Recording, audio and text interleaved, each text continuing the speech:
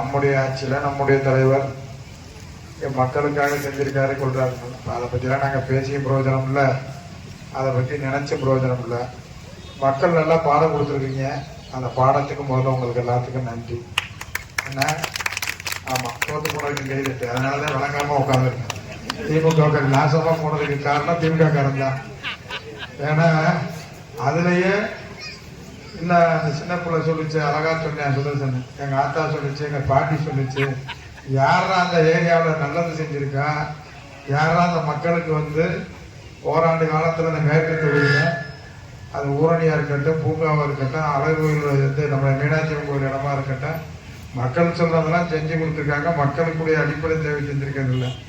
சரி, ரைட்டு, நல்லது செஞ்சு நீங்க ஓட்டு போட்டுன்றதை விட நீங்க தீர்மானிச்சு ஓட்டு போட்டிருக்கிறீங்க.